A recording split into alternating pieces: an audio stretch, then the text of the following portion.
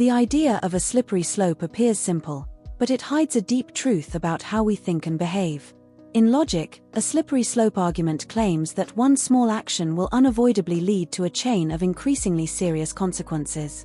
It sounds like a warning, but it's often an exaggeration. People use it to stop discussion, to create fear, or to make an issue look far more dangerous than it is. Yet, beyond the fallacy, the metaphor itself captures something very real about human behavior, the way we slide into habits, beliefs, and actions without noticing how far we've gone. In reasoning, the slippery slope fallacy works because it appeals to our emotions. It tells us that allowing one small change will inevitably lead to disaster. For example, someone might say, if we let students retake one exam, soon nobody will take responsibility for their work. The problem is that this argument jumps from a small, isolated case to a dramatic conclusion without showing any real evidence of that chain reaction. It's a logical shortcut that replaces reason with fear. But fear, as persuasive as it is, doesn't make a prediction true.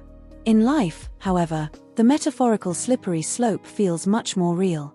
It reflects how easy it is to rationalize small compromises that slowly shape our future. Most people don't lose integrity, discipline, or self-respect overnight. They lose it gradually, one small decision, one harmless justification, one overlooked boundary at a time. A person who cheats once may tell themselves it was an exception. The next time, it becomes easier.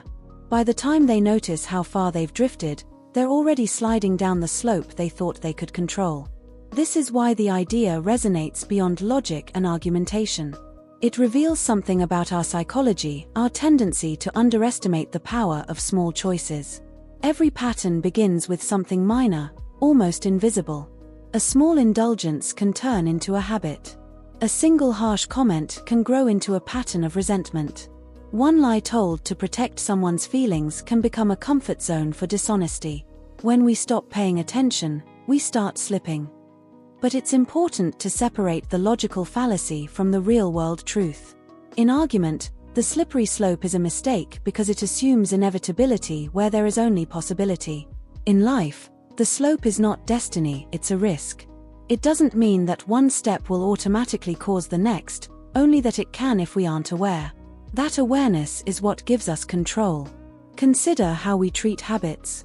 Quitting something unhealthy often feels impossible, not because the act itself is hard, but because the mind builds associations between small steps. The first excuse leads to another, and soon we feel trapped. But the same slope can work in the opposite direction too. Positive change also builds momentum. A small act of discipline, repeated daily, can lead to transformation just as easily as neglect leads to decline. The slope is neutral, it's our direction that defines it. The danger of the slippery slope fallacy, both in logic and in psychology, is that it removes personal agency. It makes us believe that once we start down a path, we can't stop. In arguments, it's used to manipulate people into avoiding progress or change. In life, it becomes an excuse to give up responsibility. It's too late to turn back. But it's never truly too late. The slope is only as steep as we allow it to be.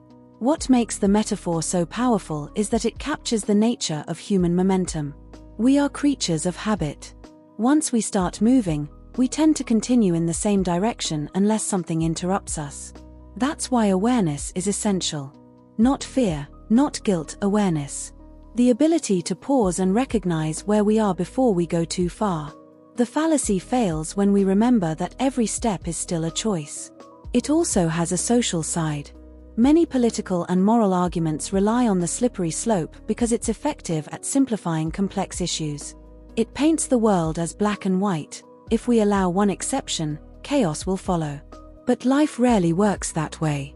Between the first step and the imagined catastrophe, there are countless moments where people can reflect, correct, and adjust. The world doesn't slide uncontrollably, it changes gradually through human choice.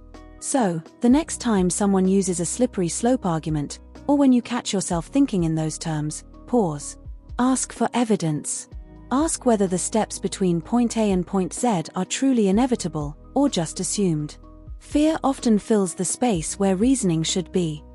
And in your personal life, ask yourself similar questions.